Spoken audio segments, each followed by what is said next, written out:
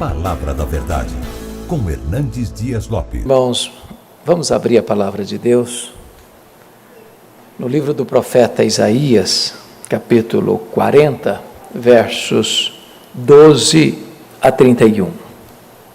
Profeta Isaías, capítulo 40, versos 12 a 31.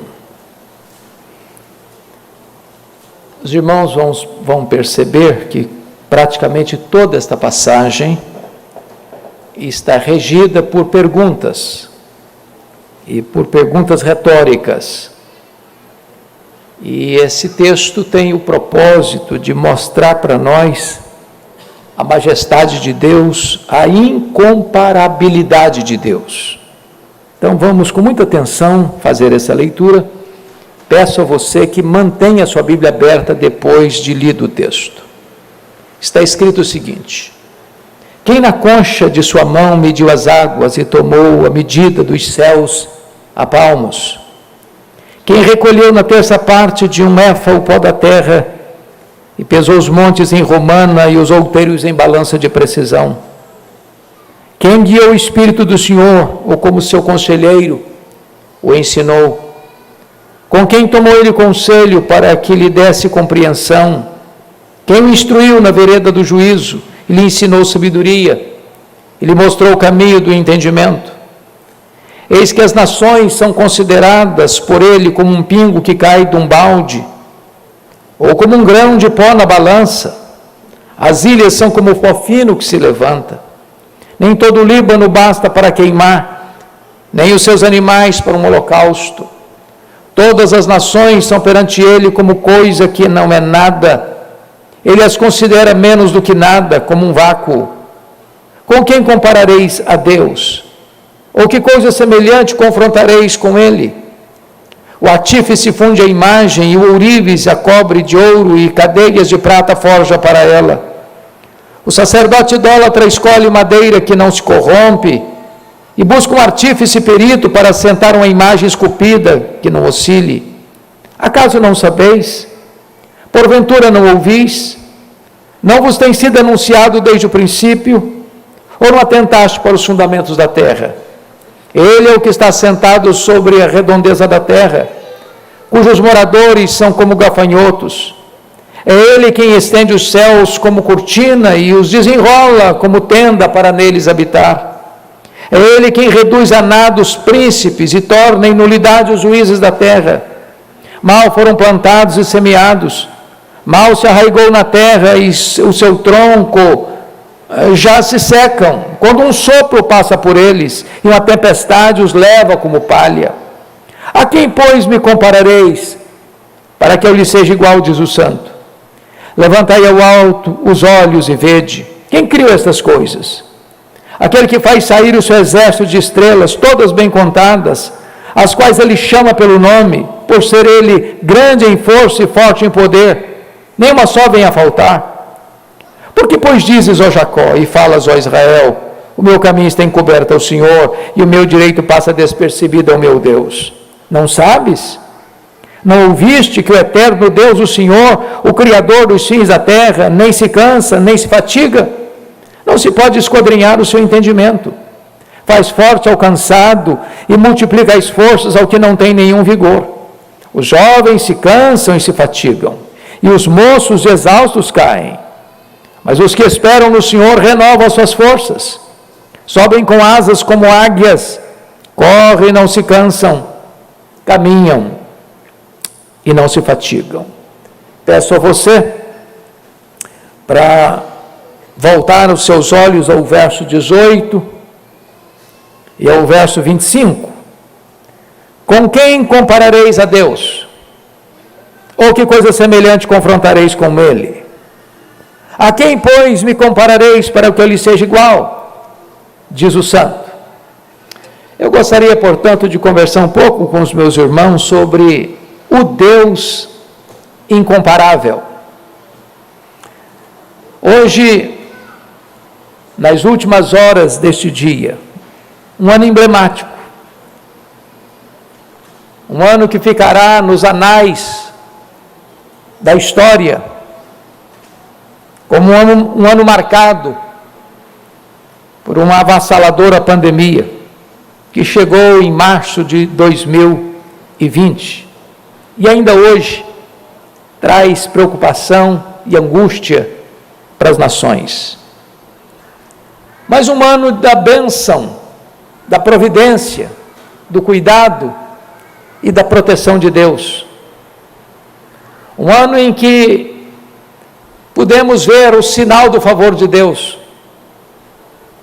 E o fato de você e eu estarmos aqui para este culto de gratidão, para este culto de retrospectiva, para este culto de olhar para frente e ter sonhos, e ter planos, e ter projetos, para este culto onde nós rememoramos as dádivas e as bênçãos do eterno. Uma pergunta é necessária: por que chegamos até aqui? Como chegamos até aqui? Quem nos sustentou para chegarmos até aqui? Por que estamos aqui? Quem preservou nossa vida num ano de pandemia? Quando gente melhor do que nós se foi? Por que estamos aqui? Qual a causa? E eu não tenho dúvidas, irmãos, de que hoje estamos aqui para reconhecer a incomparabilidade do nosso Deus. Estamos aqui para pensar quem é este Deus, quão grande Ele é, quão majestoso Ele é, quão poderoso Ele é, quão digno de honra e glória Ele é. Preciso concordar com o escritor cristão A.W. Tozer, quando afirmou que a maior necessidade da igreja não é pensar nela, nas suas imediatas necessidades, mas é parar e refletir sobre quem é o seu Deus. Às vezes passamos o tempo todo olhando para o nosso próprio umbigo e tomando o nosso próprio pulso, quando deveríamos cada dia mais conhecer a Deus, nos encantar com a pessoa de Deus, glorificar a Deus, viver ao redor de Deus e para a glória de Deus. Mas quem é este Deus? E hoje eu gostaria que nós refletíssemos à luz do texto lido sobre o Deus incomparável que nós temos. Primeiramente, a incomparabilidade de Deus em relação ao que Ele mesmo criou. Confira comigo o verso 12, porque ele está fazendo aqui perguntas e usando figuras, e figuras que enaltecem a grandeza de Deus, porque ele vai dizer que Deus mediu as águas na concha da sua mão, que Deus tomou a medida dos céus a palmos, que Deus pesou o pó das montanhas em balança de precisão. E no verso 26, ele vai afirmar que Deus é aquele que faz sair o seu exército de estrelas, todas bem contadas, as quais ele chama pelo nome. E na verdade é uma linguagem retórica e pictórica, mas uma verdade que enaltece Deus diante da grandeza daquilo que Ele criou. Se hoje você perguntar para um astrônomo qual é o tamanho deste universo que ele tomou a palmos, ele vai dizer para nós que o universo tem mais de 93 bilhões de anos-luz de diâmetro. Se você perguntar para ele quantas estrelas são essas que ele chama pelo nome, ele vai dizer para você que há mais estrelas no universo do que todos os grãos de areia de todas as praias e desertos do nosso planeta. E quando você para pensar que ele mede as águas dos oceanos, dos mares, do Pacífico, do Atlântico, do Índico, do Mediterrâneo, na concha da sua mão, são figuras para mostrar que esse Deus é incomparavelmente maior à grandeza vastíssima e insondável da criação. Este é o seu Deus, maior que tudo que Ele criou, o Deus soberano e transcendente, mas que não obstante ser tão grande, tão elevado, Ele cuida de você, Ele sabe quem é você, Ele é o seu Deus, Ele é o seu Pai, Ele é o seu Criador, Ele é o seu provedor, Ele é o seu protetor, Ele é o seu consolador, Ele é o seu Redentor. Mas em segundo lugar, este Deus é incomparável também em relação ao conhecimento. Veja comigo os versos 13 e 14.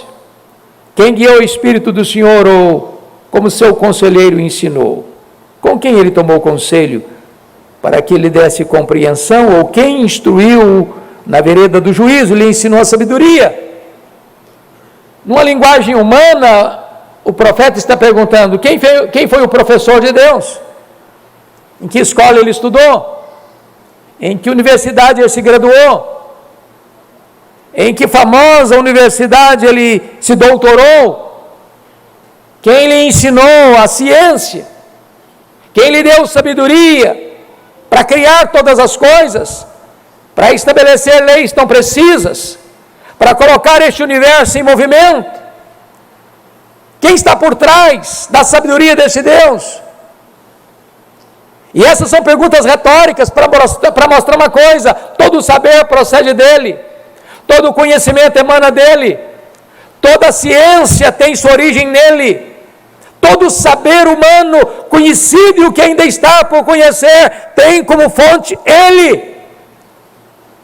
Ele é a fonte de todo saber, ele é a própria verdade, ele é a origem de toda a ciência. Este é o seu Deus. Este é o Deus que preservou você até aqui. Este é o Deus que vai cuidar de você daqui para frente. Este é o Deus que vai guardar você dos perigos, dos males, porque não há nada que Ele não saiba, não há nenhum conhecimento que seja para Ele ainda desconhecido. Ele não é tomado de surpresa, Ele não é surpreendido, Ele conhece o futuro no seu eterno agora. Ele é o dono de todo o saber e a fonte de toda a ciência. Quando você olha a incomparabilidade de Deus, Ele é incomparável também em relação às nações. Dos versos 15 ao verso 18, ele vai usar uma figura emblemática e surpreendente para nós, porque o profeta Isaías viveu por volta de 700 anos antes de Cristo. Ele poderia tomar, por exemplo, as grandes nações ou os grandes impérios que ele tinha conhecimento, como o Império Egípcio, como o Império Assírio, mais tarde o Império Babilônico, talvez mais tarde ainda o Império Medo-Persa, ou o Império Greco-Macedônio, ou o Império Romano. Hoje nós diríamos das grandes potências econômicas, militares, como Estados Unidos, China, Japão, Alemanha, Inglaterra, França, Brasil. E este Deus olha para todas essas nações do passado e do presente e as que surgirem no futuro. Ele considera todas elas, com o seu poder econômico e militar, como um pingo que cai num balde, como uma pequena fração de pó numa balança de precisão, como um vácuo, como nada, como menos do que nada. Irmãos, esta é a grandeza do seu Deus. Ele quem levanta reinos e abate reinos. Ele quem coloca reis no trono e quem os faz apiar do trono. Ele não se sente acuado, ele não se sente ameaçado, ele não se sente em perigo, o seu trono não está ameaçado. Este é o seu Deus, o Deus que trouxe você até aqui e que há de conduzir você daqui para frente. Mas ainda em quarto lugar, vejam comigo por gentileza, que esse Deus é incomparável em relação aos deuses dos povos. Porque quando Isaías escreve esse texto, os povos ao redor tinham muitos deuses. Tinha um panteão com muitos deuses. Os povos confiavam nesses deuses, embora fabricados por suas próprias mãos.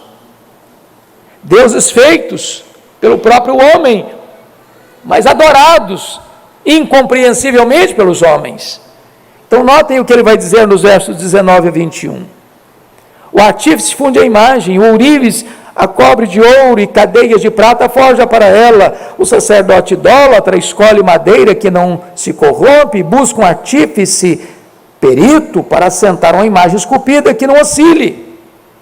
Você nota que na própria linguagem do profeta Isaías e nas perguntas retóricas, ele já está mostrando a loucura que é o homem fabricar um ídolo, seja de madeira, ou de prata, ou de ouro, e cinzelá-la, e forjá-la, e colocar uma base para ela não oscilar, e se prostrar diante dela para adorá-la. Porque a criatura não pode ser maior do que o Criador.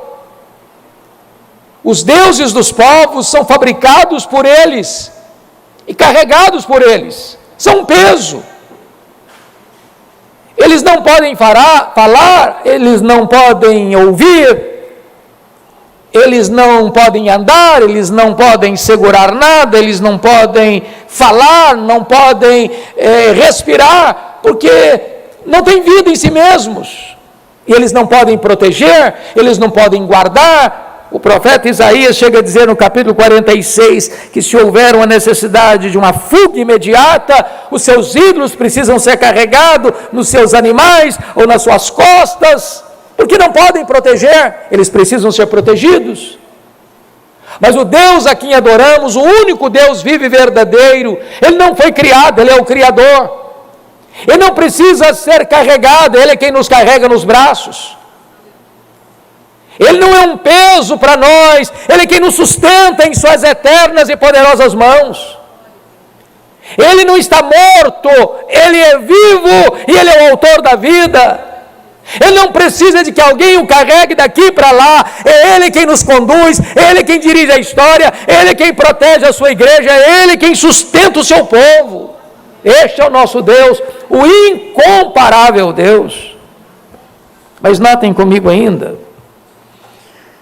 que esse Deus incomparável, em relação aos príncipes, olha o verso 22 ao 25, quando o profeta diz que ele é o que está assentado sobre a redondeza da terra. Em outras palavras, não há nenhum rei, nunca houve um rei que pudesse governar toda a terra, literalmente falando. Mas o nosso Deus é o que está assentado sobre a redondeza da terra. Ele é o único rei, é o que governa, é o que tem as rédeas nas mãos. Este é o leão da tribo de Judá, a raiz de Davi, que venceu para abrir o livro e desatar os selos, está sentado no trono e dirige a história para uma consumação.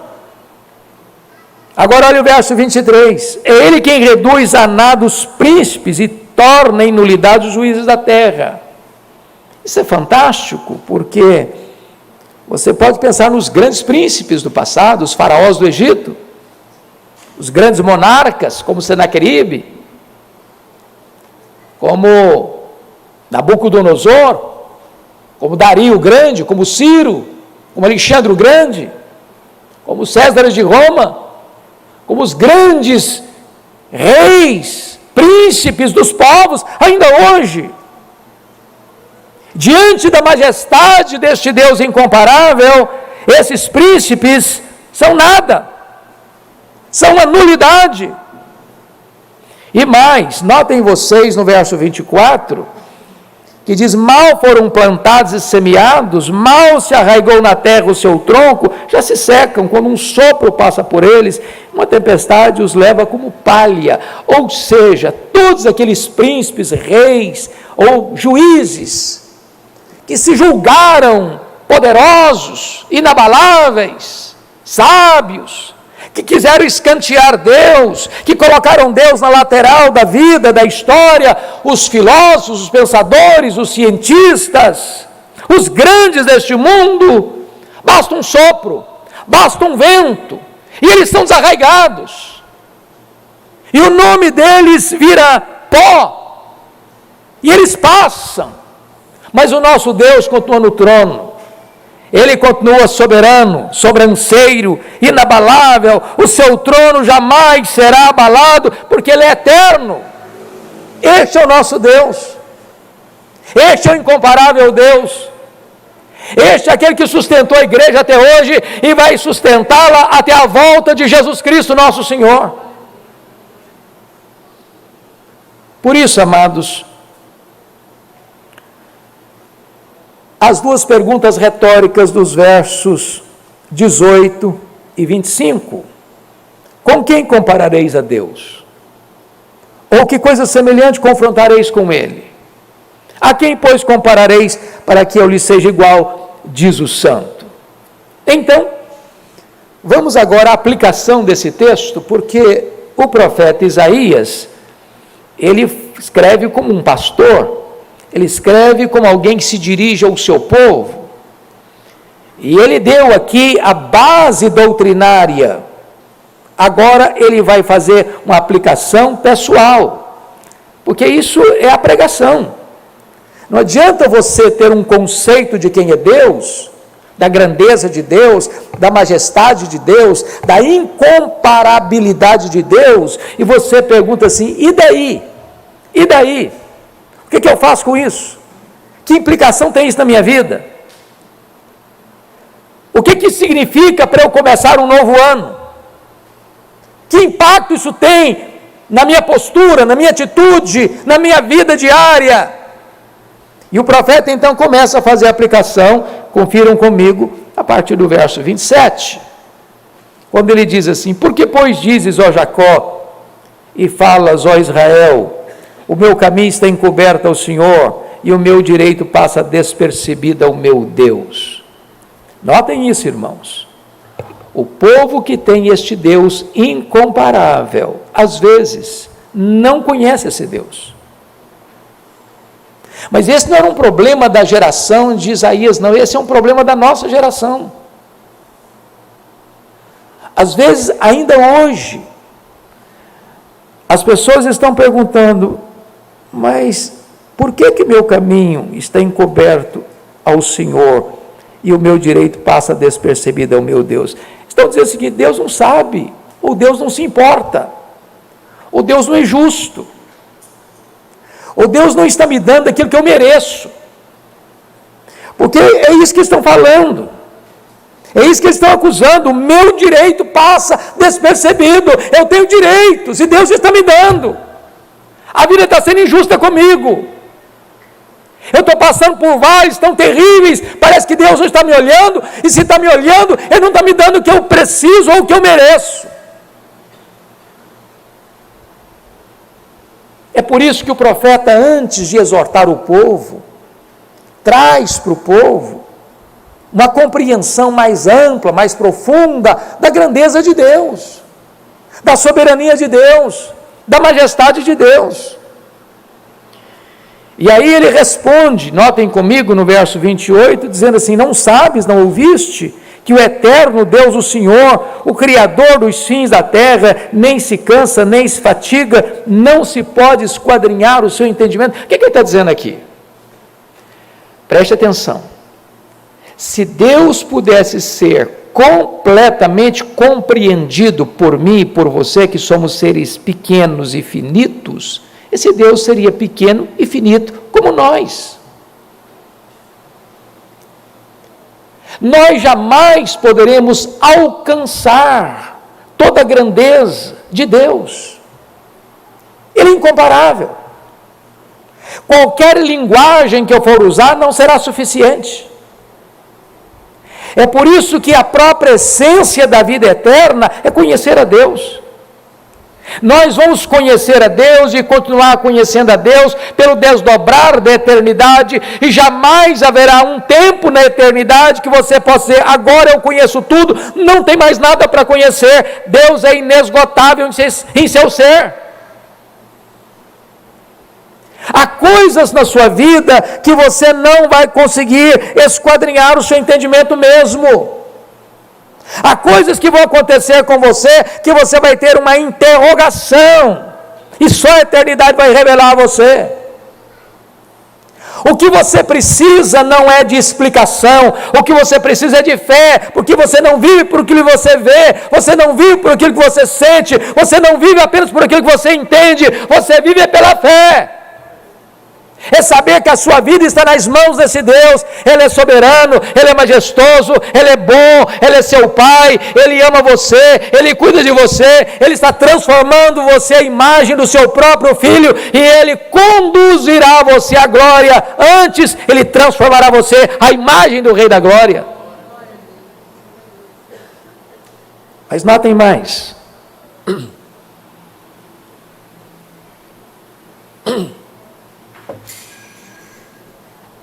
Versículo 29.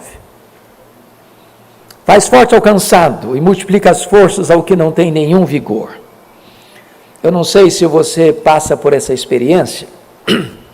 Às vezes, quando chega o final do ano, a gente está com um tanque vazio, quase que andando na reserva. E você diz assim: estou precisando de férias. E a experiência aqui é esta. Talvez você esteja cansado, e eu não estou falando de cansaço físico, porque o cansaço físico, você dorme uma boa noite bem dormida e você já acorda renovado, remoçado. Estou falando de um cansaço, talvez emocional, talvez até espiritual, uma fadiga. Há um cansaço que está escrito lá em Gálatas, que é o cansaço de fazer o bem. Tem gente que está cansado de fazer o bem. Meu pastor, eu só faço o bem. Estou enfrentando luta. Cuidado. Porque isso pode levar você a uma espécie de desânimo espiritual. Nas palavras do Dr. Mark Lloyd Jones, uma depressão espiritual. Então, eu quero dizer para você nesta noite, que se você está de tanque vazio, andando na reserva, Deus faz forte ao cansado. Ele pode dar uma B12 na sua veia espiritual hoje, levantar você, encher seu tanque, levantar você para um novo ano que vai começar, com entusiasmo. Não é só com projetos bonitos, não, é com execução ao longo do ano. Para que esse tema não seja apenas um tema tão bem elaborado e tão desafiador, mas que seja abraçado por todos os membros dessa igreja, que você torne Cristo conhecido na cidade, a partir da sua casa, do seu condomínio, do seu bairro, da padaria que você frequenta, do restaurante que você vai, dos vizinhos que você conhece, da sua parentela. Deus faz forte ao cansado. E se você está hoje como aquele que não tem nenhum vigor, caído, prostrado, nocauteado, o Senhor está aqui para restaurar e renovar e remoçar você. Este é o Deus incomparável, para Ele não tem nada difícil. Mas notem comigo o verso 30.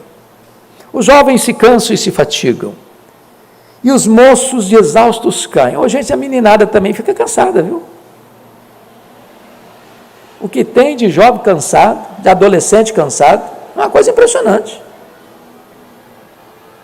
E se você achar que toda a força que você tem é a força dos seus músculos, é a força do seu braço, é a força do seu vigor físico, é a força da sua inteligência, é a força da sua capacidade intelectual, você tem uma força muito pequena.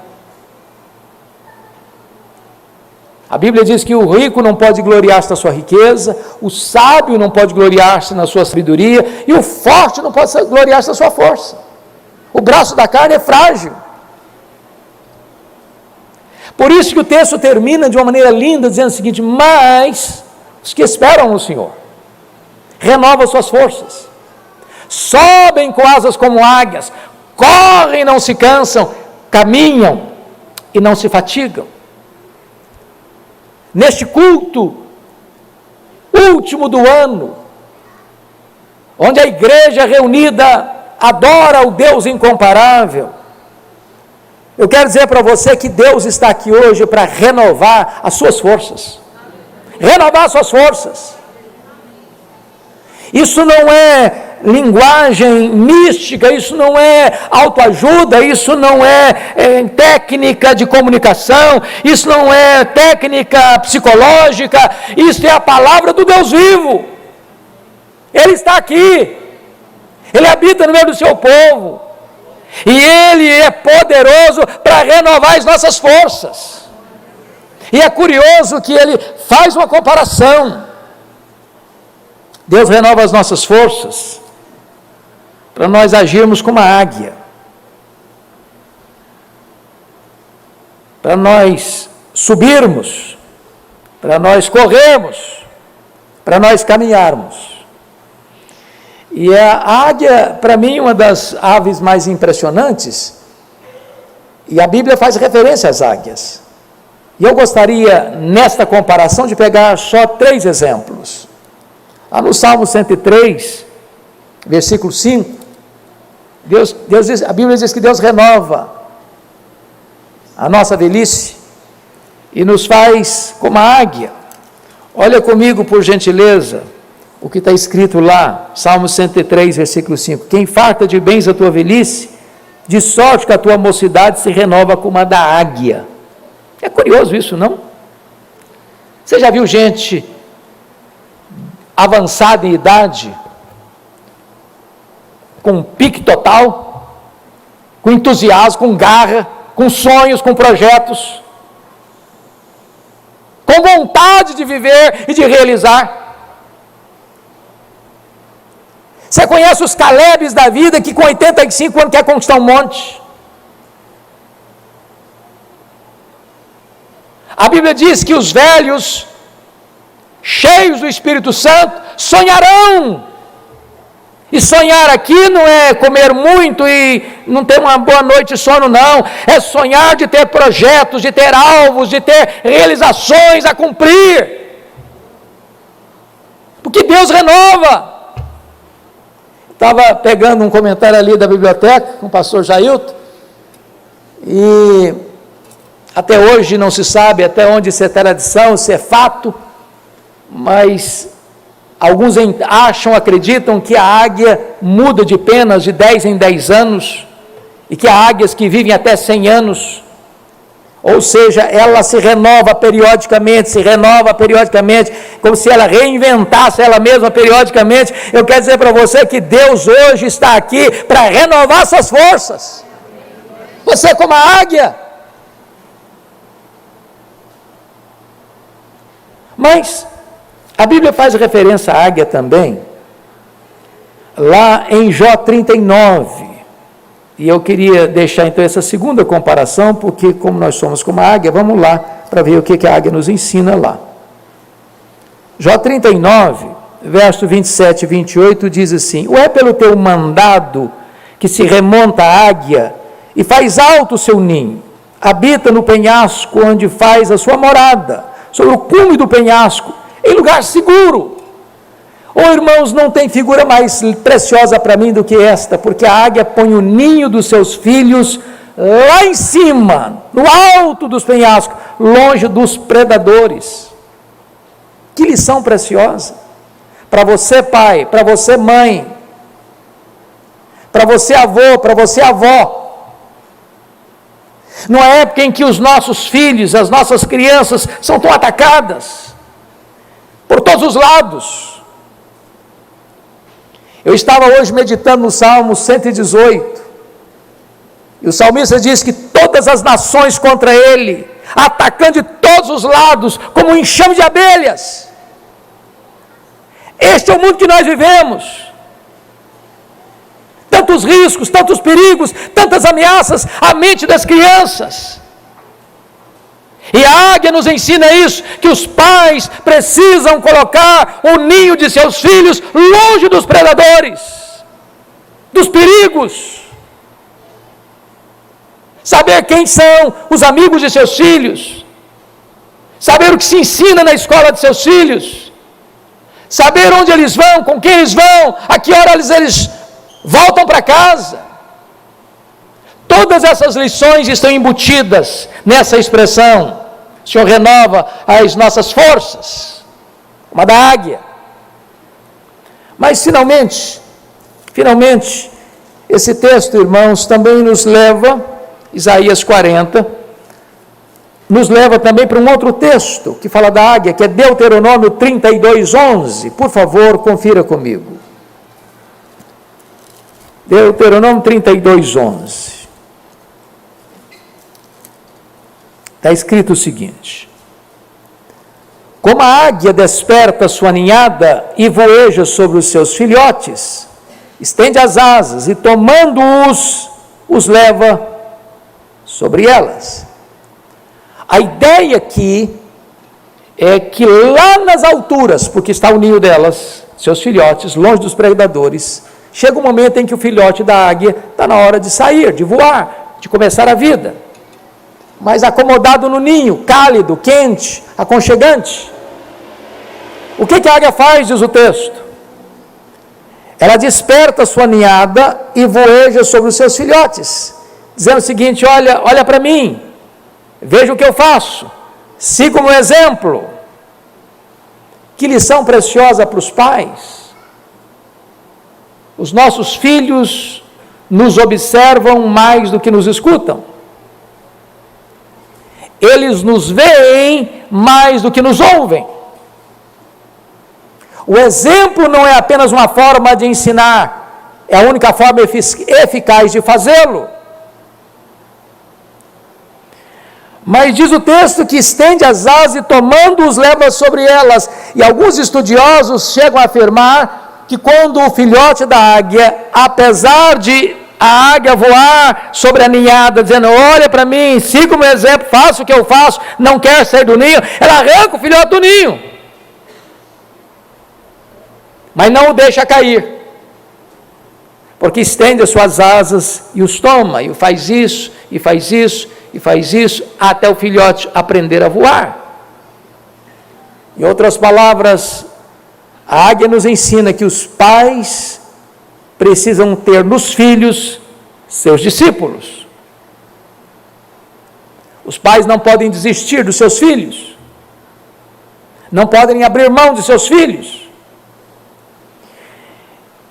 E aqui estamos, irmãos, neste momento, nesta sexta-feira, 31 de dezembro de 2021, conversando sobre o nosso Deus incomparável, o nosso Deus que renova as nossas forças, o nosso Deus que nos ensina a olhar para a águia, para ver como é que Ele renova as nossas forças. E me impressiona porque Ele diz em ordem inversa o que nós acharíamos que deveria ser diferente. Nós pensaríamos assim: os que esperam no Senhor caminham e não se fatigam, correm e não se cansam, e sobem com asas como águias. Essa era a ordem lógica do texto. Se você ler qualquer livro de retórica, de oratória, se você escutar qualquer orador, ele vai dizer que esta é a ordem lógica para encerrar um texto. Ascendendo. Mas o profeta quis colocar em ordem inversa. Os que esperam no Senhor sobem, correm, caminham. Por que será? Penso que é porque as nossas forças são drenadas e esgotadas, via de regra, é na rotina da vida. E na rotina da vida você caminha. Na rotina da vida você levanta, vai para o trabalho, volta para casa. Na rotina da vida, você sai de casa, vem para a igreja, volta para casa. Na rotina da vida, você sai de casa, vai para a escola e volta para casa. Na rotina da vida, você leva seu filho para a escola e volta para casa. Na rotina da vida, você anda. E na rotina da vida, você se cansa. Na rotina da vida, você se estressa. Na rotina da vida, você precisa de renovo. Na rotina da vida, Deus está aqui para multiplicar as suas forças. O seu Deus é o incomparável Deus. Foi Ele que nos trouxe até aqui. E Ele é quem vai nos levar daqui para frente. Mais um ano está se aproximando. Nós não sabemos o que está na dobra do futuro, mas Deus sabe. E o seu Pai está com você aqui. E o seu Pai está com você na caminhada. E o seu Pai estará com você lá no fim.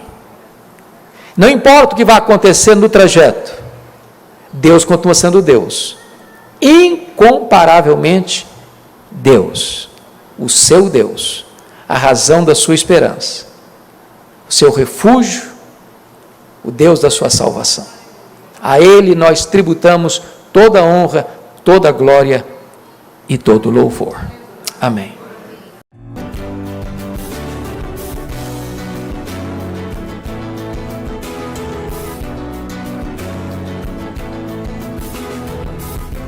Palavra da Verdade, com Hernandes Dias Lopes.